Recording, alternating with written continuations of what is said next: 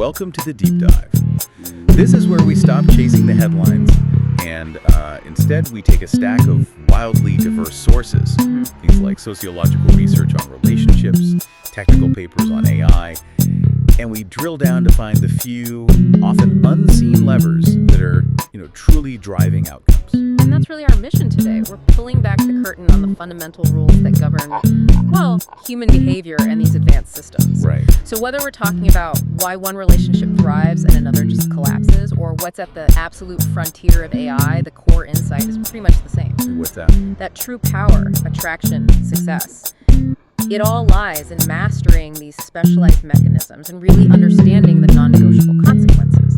We're looking way beyond the surface. Okay, let's unpack this. We're starting with the fundamental rules of human motivation, Yeah. especially in relationships. And this begins with a surprisingly brutal lesson about consequences. It's so foundational. Human behavior doesn't run on good intentions, or just feelings. Yeah. It runs on consequences. And our sources really highlighted this by looking at scenarios with these perfectly clear, immediate feedback loops. And I think the clearest example of that immediate feedback has to be in a purely transactional setting, something like high-end sex work. Exactly. In that market, the economic consequence for failing to show up is just instantaneous and severe. Precisely. The worker is operating in a marketplace where clients have really infinite options. Thousands of women who might be younger or physically different or cheaper. So this constant competition creates an absolute necessity to consistently show up as your best. In every way, right. Yeah. Service, emotional intelligence. All of it. Presentation. It's a relentless system of consequence that forces high performance. Okay, so contrast that immediate feedback with the typical long-term relationship. And that's where you see the complacency. In committed long-term relationships, the feedback loops are delayed. Sometimes they're non-existent. And this leads to what sociologists call reinforcement atrophy. Laziness just sets in. Totally. Partners stop dating each other. They stop prioritizing intimacy, stop taking care of themselves physically or mentally. And the reason they can get away with it is, the lack of consequences. We see this all the time with the nice guy husband trope. He might be in a situation with zero affection, no passion, definitely no intimacy. And yet he keeps paying the bills, providing support, doing the chores. And what that inaction, that lack of a boundary or a consequence, what it teaches the other partner is a really simple behavioral lesson. Which is? She can keep giving less and he won't just stay, he'll actually keep investing. It's not even malice, it's just reinforcement. It's simple reinforcement learning in action. That dependability, that being good, it inadvertently removes the critical motivation you need to sustain the spark. And that reality, that structure, brings us right into the core dynamics of feminine and masculine energy. Yeah, which are often really misunderstood. Totally. One physiological thing the sources highlighted is the difference in libido. A woman can, physiologically, go for long periods without sex. Right, she may not have that persistent, driving need that often characterizes the male libido. So if the relationship isn't just driven by that raw necessity, what drives that deep magnetic attachment? So our sources consistently pointed to two key ingredients women secretly crave. First up is true leadership. And this is not about being bossy or authoritarian. No, not at all. It's about displaying competence. A man who can capably handle the world without needing her constant validation or emotional direction. So it relieves her mental load. That's the key. When she feels safe and supported by his stable direction, her feminine energy can flow freely. The nice guy who's always asking, where do you want to eat? What should we do? Oh, that's exhausting. It emotionally exhausts her because he's just transferring the weight of all the decision-making right onto her shoulders. And the second factor, Playful teasing. That specific kind of playful teasing. the magnetic middle ground. Exactly. It's that tension between being too nice, which is safe but boring, and too cold, which just feels uninterested. Teasing, when it's done with confidence and a smirk, it creates this emotional tension that's highly addictive. Because what it's really communicating is, I'm not intimidated by you. I'm not intimidated by you or your beauty, and I have high self-regard. That tension, that confidence, it signals high value. It's a powerful, non-obvious draw. That idea of not being intimidated that leads us directly into this mindset that drives true power in modern dating. The sources called it black cat energy. Or being a high-value woman. But we have to be really careful here. Why is that? because this has nothing to do with looks or fashion. What's so fascinating is that it's intrinsically rooted in an attitude of detachment. It's an internal state, not some external performance. Detachment is the ultimate power source. It is. Because it sets this non-negotiable boundary that just lets non-compatible people leave. It's the closet metaphor. If your closet is full of old stuff you don't want, new, better things literally cannot come in. Authenticity is attractive. Constantly performing to keep someone is just. It's exhausting and repellent. And this ties directly into relationship polarity. Okay, define polarity. It's that essential difference, the spark, the dynamic tension between two people. Comfort and safety, while you need them for stability, can accidentally kill that polarity. So staying attractive means staying a little mysterious. A little mysterious, self-focused enough that you don't get completely swallowed up by the partnership. But wait a second, doesn't that just reduce everything to a transactional, like a cost-benefit analysis? Where does real affection fit into all this? That's a great question. The sources aren't saying affection disappears. What they're arguing is that attachment is often built not just on feeling, but on investment. Okay. So women in particular can become emotionally attached through the effort and the focus they put in. They chase the feeling of mattering to a man who seems, well, complete and thriving without their effort. So when a man makes sex his only obvious goal, He gives away his power. He's seen as calculating, and that might validate his ego in the short term, but it absolutely destroys attraction in the long run. we have to talk about the brutal reality of the shadow life. I mean, one of the most disruptive things about modern tech is that it lets people, especially women, live two lives at the same time. The committed partner in one reality, And the active free agent constantly auditing her options in another. and this strategy it's rooted in security, in survival, really. The friction it takes to check out your romantic options has just dropped to zero because of technology. So it's easy to keep other branches watered and ready. You never leave one branch until you have a firm grip on the next. That's the strategy. The sources were clear that this isn't necessarily driven by malice. It feels like necessary armor. Yeah. So how do you spot the warning sign? The main indicator is when privacy gets confused with secrecy. What do you mean? If you ask a simple, non-threatening question about her phone or her schedule, and the reaction is screaming, privacy, you should probably be suspicious. Right. Privacy is taking a bath alone. Exactly. Or reading a book. Secrecy is a shield. It's designed to protect a hidden conversation or a parallel life. And that distinction is vital. Okay, left pivot. Let's use that same principle consequence.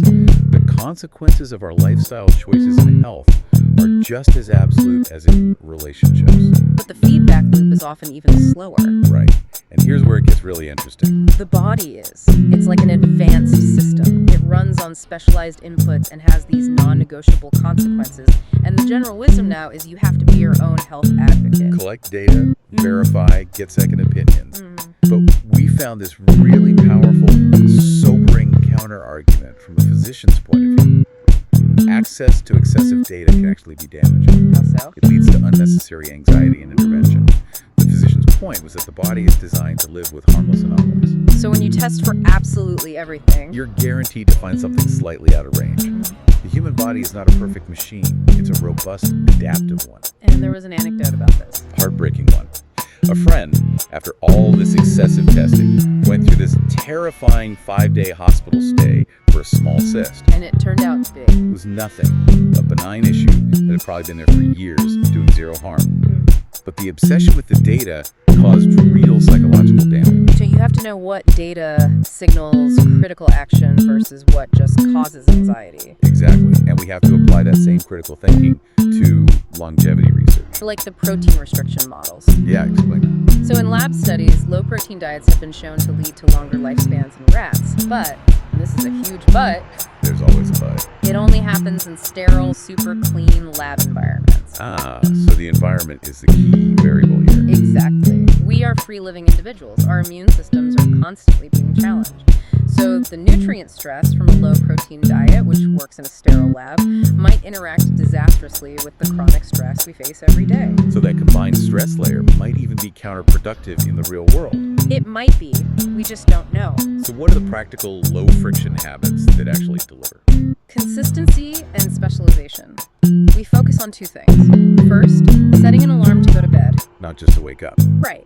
And avoiding devices for at least an hour before sleep. Protect your circadian rhythm. And what about nutrition? It's about trading quantity for quality. We call it the sexy substitution.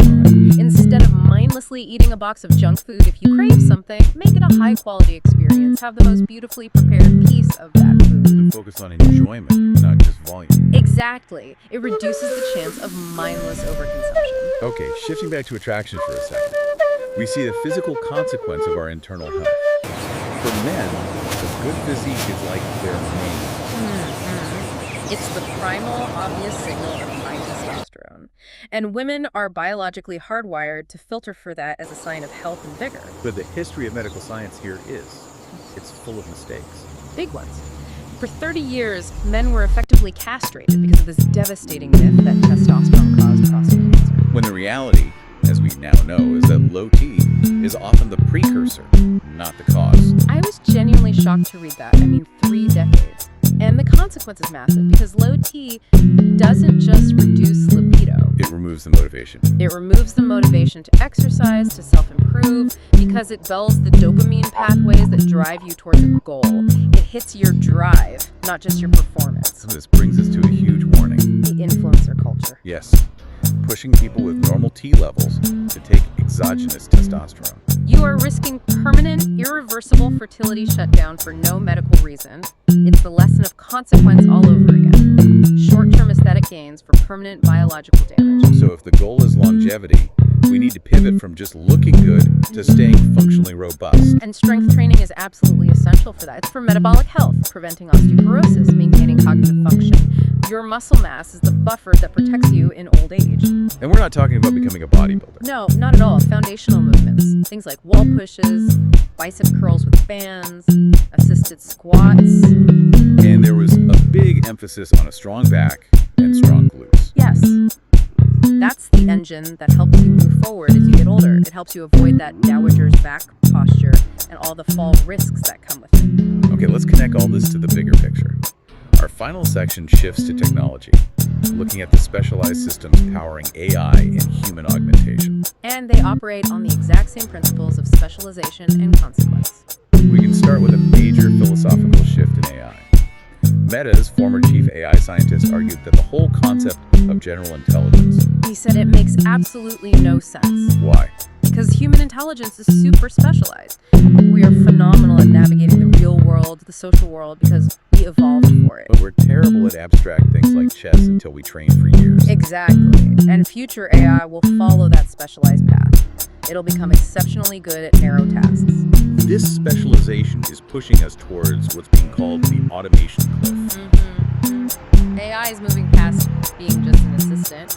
It's becoming an autonomous agent that performs entire workflows on its own. So we're talking about AI that can browse websites, check restaurant availability, cross-reference your preferences, and then just send you 3 curated day-night options. Autonomously.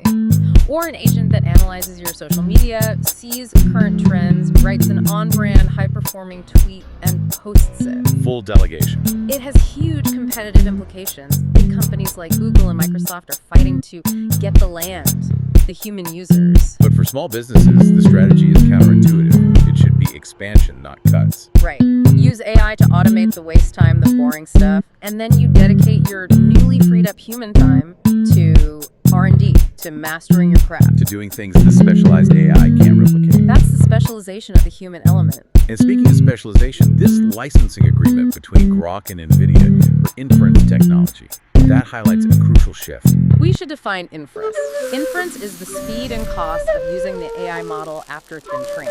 It's the operational cost. It's the operational cost. The faster and cheaper you can run the model, the more apps you can deploy. That's where the money is. And on the tool side, we're seeing these next-gen interfaces built for massive context and accountability. Like NotebookLM. It can handle enormous context windows, up to 50 sources, 25 million words. That's like managing a small library of text all at once. But the key feature is the accountability. The citations. Right. It provides direct citations, linking its answers to the exact paragraph it pulled the information from. Which basically solves the hallucination problem. It introduces a non-negotiable consequence for being wrong. If you can't cite it, it's suspect. And finally, human augmentation. Brain-computer interfaces. BCIs. Neuralink is hitting its milestones. They've implanted interfaces in 20 human patients, hitting their 2025 goal. And we saw that breakthrough case with Jake Schneider. I mean, think about this for a second. 141 words per minute using thought control. That is faster than most people can type with their hands. This fundamentally shifts the conversation from just functional restoration for the disabled to high bandwidth command lines for everyone. A specialized input system that bypasses all biological limits. What does this all mean?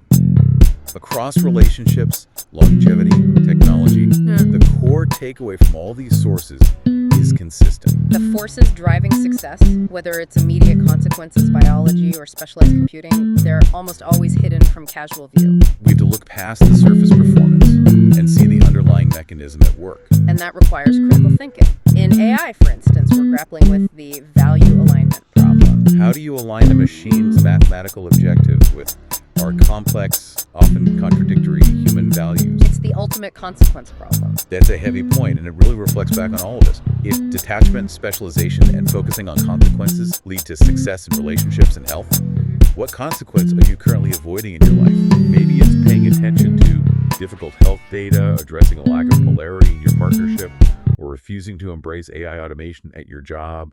What opportunity of that inaction costing you? That's something for you to think about until the next deep dive.